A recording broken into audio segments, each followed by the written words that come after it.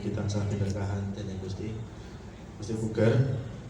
Ini nek Gusti Puger ingkang dawuh niku mesti kula kedah nggih. Soalnya nom dhewe. Jadi pada intinya matur nuwun, dan saya senang beberapa penulis sudah menyelesaikan beberapa tulisan. Dan perlu diketahui Bapak Ibu, sebenarnya tulisan ini itu tulisan yang sifatnya memantik pembaca begitu. Jadi nanti adik-adik juga jangan takut kalau bukunya terlalu berat atau wah ini sejarah susah gitu ya. Tapi sebenarnya bukunya sangat mudah terbaca. Silahkan nanti di download dan dibaca di Ramen Mouse. Nah, saya akan nambah saja cerita dari satu tulisan itu, bahwa ada namanya Pesanggrahan Pracimoharjo, atau sering juga disebut dengan Pesanggrahan Paras begitu, yang letaknya di Desa Paras nih Pak, Desa Paras, kecamatannya Pogo. Saya nggak terlalu hafal dan saya hanya sangat tekstual. Nanti beberapa kekurangan pastinya ditambahkan oleh Gusti Puger. Saya sudah kirim materi di grup dan itu ada tayangan. Kalau nanti memang ngersake ini boleh di-share. Jadi lanjut. Nah, setidaknya yang sangat kompleks pembangunan Pracimoharjo itu oleh Sunan Pakubuwono X, buyut ya Gusti, buyutnya Gusti Puger, jadi eyang buyutnya itu, yang saya pikir raja yang sangat punya apa ya, sangat punya intensitas terhadap pembangunan beberapa bangunan, termasuk salah satunya Pesanggrahan. Kemudian, kenapa kok ada Pesanggrahan dan disebut Pracimoharjo? Nah, ini sebenarnya yang pengen saya berbagi cerita pagi ini ke teman-teman begitu. Lanjut. Nah, sebelum kita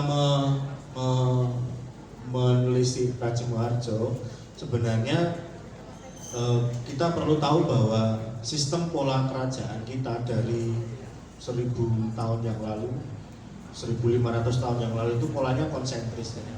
Jadi pola kekuasaannya konsentris, pola politiknya konsentris, tata militernya konsentris begitu, dan itu sebenarnya yang sangat terpola. Nah, inti negara itu sebut Kutagara, sekarang wilayahnya sekota Solo itu. Kemudian lapis luarnya itu namanya Negara Agung, itu seekskasi dengan Surakarta itu. Jadi sebenarnya Boyolali ini berada di wilayah yang dulu dikenal sebagai wilayah Negara Agung atau pendamping gitu ya. Jadi ada Sragen, ada Boyolali, Klaten, Karanganyar, Wonogiri, Sukoharjo, itu bagian dari Negara Agung. Kemudian Moconegari itu paling barat sampai ke Cilacap, paling timur sampai ke Blitar, dan pasisir jelas pasisir utara, Sabrang itu di Palembang dan Kalimantan, Sukadana itu wilayah kekuasaan Mataram Islam. Jadi sebenarnya wilayahnya selalu terpusat begitu. Lanjut.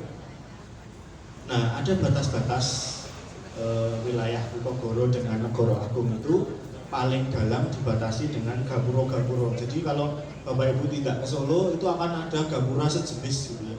Jadi ada gapura Kleco, ada gapura Juruk, ada gapura Grogol, ada beberapa gapura yang lain begitu. Lanjut, ya agak cepat nanti. Nah, contohnya gapuranya seperti ini, Bapak Ibu bisa mersani kalau masuk ke Solo. Nah, gapura-gapura ini adalah batas Negara Agung masuk ke ibu kota negara di Kutagara, Surakarta. Kemudian lanjut, teksnya seperti ini ada yang di paling dalam di Lenteng. Nanti kalau Bapak Ibu ke Klewer itu bagian gapuranya itu ada tulisan ini. Lanjut, agak luar ini gapura di Kleco. Kemudian lanjut lagi. Nah, ini yang kadang-kadang ini terlewat oleh teman-teman di Boyolali. Jadi kalau dari Solo mau ke Boyolali itu akan melewatkan satu gapura yang ada di depan Telkom ya Pak. Batas kota. Nah, itu batas kota itu ada gapura dan ada marmer yang usianya ya hampir 100 tahun yang lalu ya, di masa Pakubuwono ke-10. Nah, itu kadang-kadang terlewat begitu aja kalau kita masuk Boyolali itu. Kalau dari Solo sebelah kanan. Jadi dia hadap ke timur. Nah di situ ada pengetan tinggalan Beliau Sandalam, Beliau Sanjungan Dalam Sunan Pakubuwono ke-10. Jadi itu sebagai tanda bahwa bagian barat itu juga punya warisan-warisan yang perlu kita ceritakan gitu ya. Ya seperti tema kita hari ini ya. Jadi Boyolali itu banyak banget ceritanya. Cuma kadang-kadang kita itu terlewat gitu aja banyak ceritanya. Lanjut. Nah, struktur selain konsentris itu ada struktur moncopat. Ini juga struktur purba. Zaman dulu itu kalau hampir penataan wilayah kita dari masa Mataram Kuna, Keraton sampai masa modern itu moncopat begitu. Nah, kalau timur itu sering disebut Purwo, selatan itu sering disebut Daksino, terus kemudian barat itu Pracimo atau Pascima, kemudian utara itu Untoro. Maka kalau di Solo itu akan apapun akan seperti itu. Misalkan makam di Pucang Sawit itu namanya Purwoloyo, kemudian makam Haji itu namanya Pascimoloyo gitu. Nah, nanti akan ada pesanggrahan-pesanggrahan yang disebut jadi Pracimo Harjo. Jadi letaknya ada di barat. Nah, secara spiritual nanti ini Gusti Bukan bisa memperdalam. Di bagian utara itu patronnya ada Grandawahono, bagian selatan ada Kayangan Lepih, pantai selatan di timur ada Lawu, dan di barat di Merapi dan Merbabu itu. Maka di Selo itu ada banyak beberapa situs suci gitu ya, yang dikhususkan oleh Sunan Pakubuwono X dan masa sebelumnya gitu. Kemudian ada juga pasar-pasar gitu ya. Kalau Kliwon itu pasarnya selalu di tengah, kalau Legi itu pasarnya selalu di wilayah barat gitu. Kalau pasar Paing itu di timur untuk jualan kerbau dan lain-lain. Itu konsep moncopat. Yang kadang-kadang kita juga lupa kalau itu sebenarnya konsep gitu. Nah, kita cuma tahunya ya pasar Kliwon dodolan minyak wangi gitu.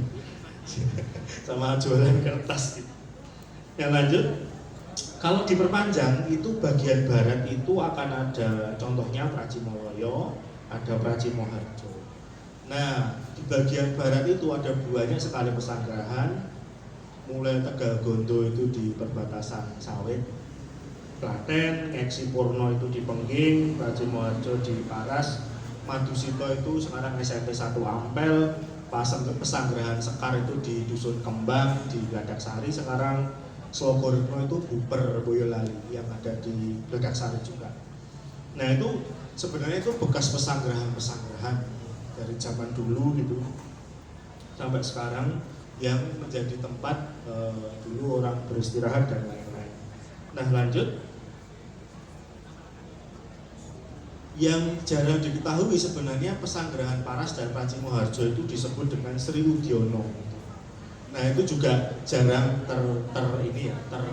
terceritakan begitu. Mungkin setelah ini bisa diceritakan bahwa nama lain dari Pracimo Harjo itu Sri Udiana atau Permatanya Raja begitu. Ada proyek besar pencatatan 100 tahun yang lalu abdi dalam pemaosan di Gagatan di Paranggede sana, namanya Arung Binang. Itu dia mencatat semua pesanggrahan termasuk Pracimo Harjo ya. Itu bisa nanti kapan-kapan bisa sowan ke keraton, ada naskahnya beraksara Jawa dan lain-lain yang menceritakan gimana kondisi Pracimo Harjo 100 tahun yang lalu gitu. Sangat menarik. Lanjut. Nah, ini contoh teksnya. Jadi saya lupa ya ini tembang apa nih? Sinten bising. Apal guru wilangan kan ya guru aku sih. Ketinggalan. Nah ini contoh teksnya, teks dene pesanggrahan wau prenahe saking negari kaleresan Kileniro tebing winawates selikur seprapat epal neng lempenging arti. Jadi berada di sebelah barat di lereng Gunung Merapi begitu. Dan pesanggrahan wau majeng mangitan mantesi antuk soroting Raditya. Jadi jadi sebenarnya pesanggrahan itu hadap ke lapangan itu gitu. Jadi sambil melihat matahari terbit soroting Raditya itu. Lanjut. Nah bentuknya juga disimbolkan di situ ya. ada Larkito Tidambo Asri, Rio Alek dan seterusnya. Nanti ada fotonya di belakang. Lanjut. Teksnya seperti ini, bagi yang suka, tadi ada yang juara pidato bahasa Jawa bisa belajar yang kayak gini. Ini kerjaan saya setiap hari, baca huruf lucu-lucu gini. Aksara Jawa yang 100 tahun yang lalu, 200 tahun yang lalu begitu. Jadi ada gamelan namanya Kiai Sukoretno dulu, yang itu jadi 2 rancak gamelan yang menjadi gamelan pengiring di Pracimoharjo. Lanjut. Kemudian tahun 1929 Pracimoharjo pertama kali ada listrik. Di situ ditulis mawi diwonteni dilah elektris. Ada lampu elektrik begitu. Kemudian mulai digunakan tidak hanya Sunan Pakubuwono 10 yang istirahat di sana, tetapi ada berita juga Adipati Danurejo itu pepatih dari Jogja, badhe ngelolok makan saliro upados bawa asrep. Jadi dia ya mungkin dingin ya. Saat ini saya asrep betul gimana? Nah ini 100 tahun yang lalu saya adem.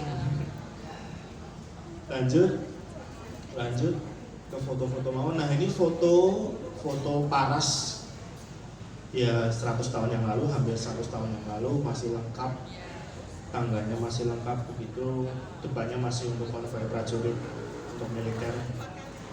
Lanjut, ini tampak belakang yang di bagian kolam itu, terus bangunannya di tengah ada taman lagi, sebenarnya ada beberapa foto yang lain. Lanjut, ini pertemuan PP ke 10 dan beberapa tamu yang lain.